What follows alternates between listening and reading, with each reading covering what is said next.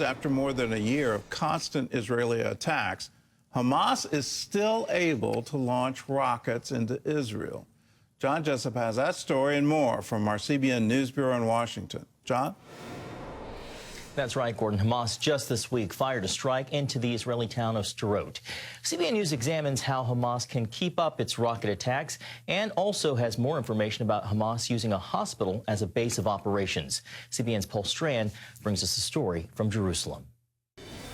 Israel is still discovering weapons, tunnels, and terrorists in Gaza.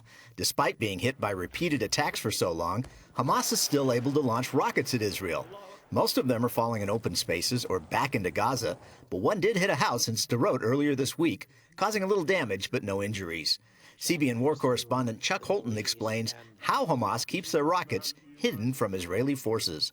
They're going back into places that the IDF has already been, but they didn't find those rockets. And we have to explain to people how this works. Hamas was going around before the war, digging holes all over Gaza and making rocket launchers underground, covering them up with a piece of plywood and then a bunch of dirt. Holton says Hamas then uses those locations for more attacks. They go and in a place where the IDF has already been and they've cleared and then they've moved out of, the Hamas operatives will move back in there, uncover one of these and light off some of these rockets.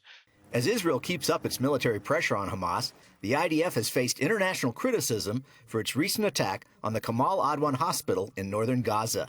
But at least one Hamas prisoner is admitting the terror group used it as a shelter.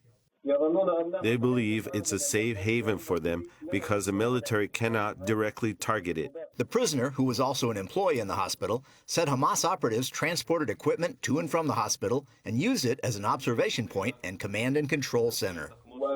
Inside the hospital, they distribute the grenades and mortars, equipment for attacking tanks to ambush positions and to underground tunnels. Paul Strand, CBN News, Jerusalem.